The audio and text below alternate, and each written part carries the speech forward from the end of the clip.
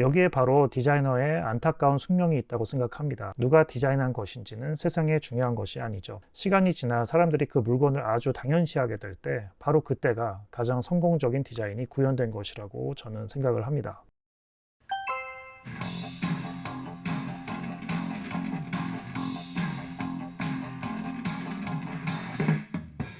안녕하세요. 애아빠의 이중생활입니다. 저는 13년차 UX UI 디자이너로 현재는 미국에서 일을 하고 있습니다.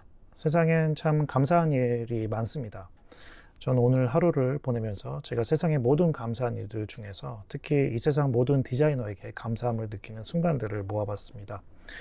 우리가 너무 당연시하는 것들이지만 그것이 당연하게 받아들여지기까지 누군가의 엄청난 노력과 고뇌가 있었음을 말하고 싶습니다. 하나하나 말씀드려 볼게요. 아침에 일어납니다. 저는 모처럼 상쾌하게 아침을 맞이했습니다. 잠을 잘 잔 것 같습니다. 얼마 전에 베개를 새로 샀는데 이 베개는 목 부분이 볼록하게 디자인이 되어 있어서 잠을 자는 동안 목에 부담을 덜어줍니다. 이 베개를 디자인해준 이름 모를 어느 디자이너 분께 감사하다는 말을 전하고 싶습니다. 또 밤새 제가 자는 동안 제 몸을 편안하게 받쳐준 이 매트리스와 나의 체온을 지켜준 이 이불을 디자인한 디자이너 분께도 고맙다는 말을 하고 싶네요. 매트리스를 눌렀을 때 푹 들어가는 정도, 다시 원상태의 모형으로 돌아오는 탄력 등등 사람이 편안하게 잘 수 있는 최적의 수치와 형태를 맞추기 위한 디자이너와 엔지니어의 노력이 있었으므로 제가 오늘 아침을 상쾌하게 시작할 수 있는 것이겠죠. 오늘은 주말이라서 아침을 제가 준비해 봅니다. 냉장고에서 계란을 꺼냅니다. 냉장고를 여는 순간 이 냉장고의 손잡이를 디자인한 디자이너를 생각하게 합니다. 냉장고의 손잡이를 잡았을 때의 손이 닿는 면적의 부드러움과 묵직함. 만약 이 촉감이 악어 등껍질을 잡는 느낌이었다면 저의 상쾌한 아침의 기분을 망칠 수도 있었겠죠.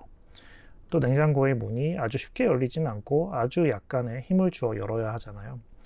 만약에 이 문이 너무 쉽게 열렸다면 이거 냉장고 밤새 열려 있었던 거 아닌가? 음식들 상한 거 아닐까? 하는 걱정을 할 수도 있었겠죠.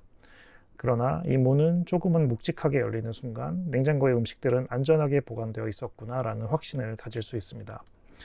제가 너무 디테일하게 생각하는 것일까요? 아닐 겁니다. 이 냉장고를 디자인한 디자이너와 엔지니어들은 제가 생각하는 것 이상의 디테일을 생각하면서 모든 것을 계산하여 이 냉장고를 만들었을 겁니다. 고맙습니다. 계란을 꺼냅니다. 이 계란의 포장 디자인을 보면서 이 계란 박스를 디자인한 분께 고마움을 느낍니다. 이 계란이 제가 있는 곳보다 훨씬 먼 어느 농장에서 지금 제 손에 오기까지 깨지기 쉬운 계란을 안전하게 운반할 수 있도록 최적의 박스 모양을 고민했을 겁니다. 아마 초기에 이 계란 박스를 만든 디자이너는 엄청난 실패를 했겠죠. 이 최적의 형태를 만듦으로써 저는 지금 신선한 계란을 오늘 아침에 먹을 수 있습니다. 프라이팬에 계란을 깨서 프라이를 만듭니다. 이 프라이팬 디자이너는 또 어떤 수많은 고민을 했었을까요? 음식이 잘 달라붙지 않도록 어떤 재질을 써야 할지 손잡이의 최고의 그립감을 찾기 위해 수많은 스케치를 했었겠죠.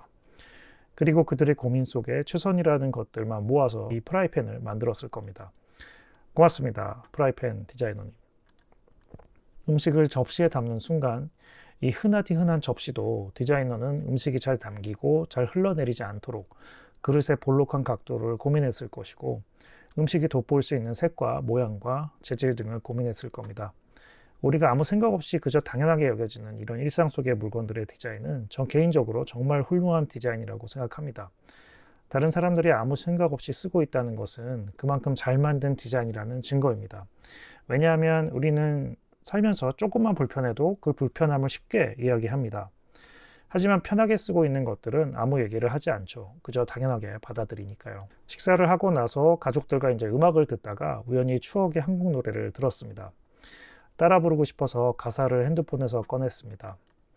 와, 가사가 나오는데 노래방의 시스템처럼 현재 가사가 나오고 있는 부분에 하이라이트를 해주고 앞으로 나올 가사들은 약간의 블러 효과를 주어서 노래의 순서를 예측할 수 있게 디자인되어 있습니다.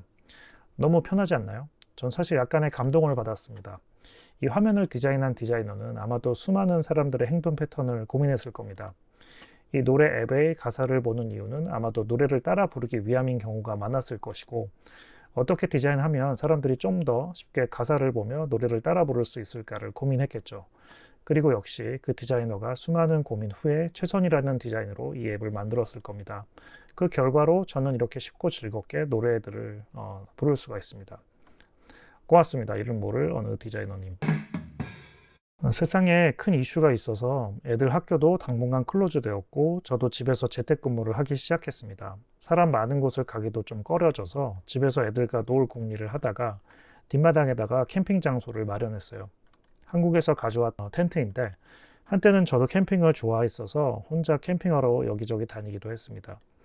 여러 가지 캠핑 장비들을 보면 정말 디자이너의 센스가 대단하구나 하는 것을 종종 느끼곤 합니다. 일단 이 텐트요. 코베아 제품으로 고가는 아니었지만 야외에서 비나 바람 같은 외부 자연 환경으로부터 저를 지켜준 고마운 장비입니다. 이 텐트 디자이너는 기능성과 또 외관의 아름다움이라는 두 마리 토끼를 동시에 잡아야 했을 겁니다. 텐트의 구조를 잡는 이 뼈대가 되는 부분을 디자인할 때는 전체적인 균형감과 텐트를 지탱하는 최적의 효율을 찾아야 했을 것이고, 동시에 텐트라는 것은 펼쳤다가 접어야 하기도 하고 펼쳤을 땐 최대의 크기, 접었을 땐 최소한의 크기가 되도록 디자인을 해야 하기 때문에 여간 까다로운 디자인이 아니리라 생각이 됩니다. 또 동시에 무게도 신경 써야 하겠죠. 사람이 들고 다닐 수 있어야 하니까요. 또 비바람을 막을 수 있도록 튼튼해야 하며 재질에도 엄청나게 신경을 써야겠죠. 물론 디자인은 혼자 다 하는 작업은 아니었겠지만 이 수많은 제약 속에서 제품을 탄생시키기까지 아마 머리카락 빠지는 고민이 있었음을 짐작해 봅니다. 화목난로를 하나 구입했습니다. 가끔 유튜브에서 캠핑하시는 분들 종종 이제 대리만족으로 영상을 보곤 하는데 화목난로가 있는 캠핑을 너무 해보고 싶더라고요. 그런데 꽤 비싸더라고요. 그나마 싼 제품을 구입했는데 뭐 강화 유리가 있는 제품은 아니라서 소위 이제 불멍을 할 수는 없지만 그래도 불 피워놓고 텐트 안이 따뜻해지는 것을 느끼면 꽤 재밌습니다. 요리도 할 수 있고요.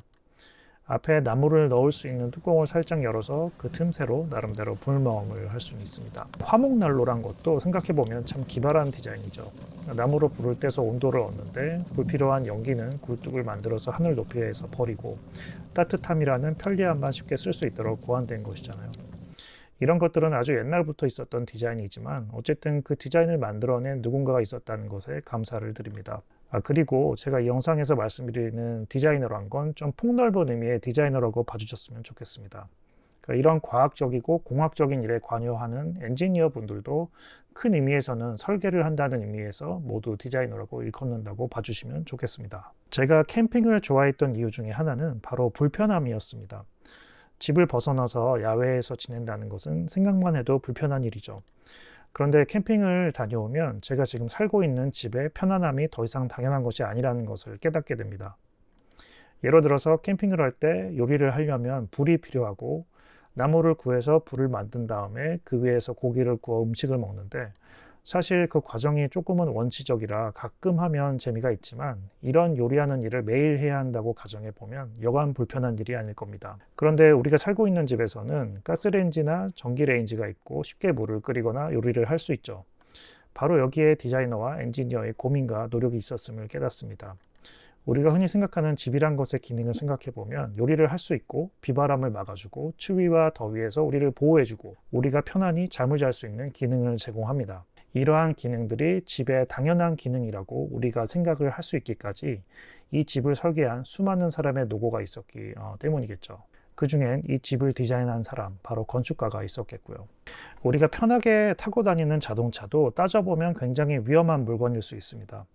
가연성이 높은 휘발유를 항상 지니고 있고 엔진이란 건 강한 불을 이용함으로써 동력을 얻고 바퀴를 굴리죠.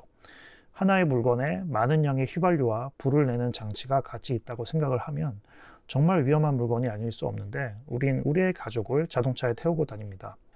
이런 위험할 수도 있는 물건을 안전하게 만들고 나아가 사람들의 의식에서도 안전하다고 믿게 하기까지 수많은 설계자들, 수많은 디자이너들의 노력이 있었다고 생각이 됩니다.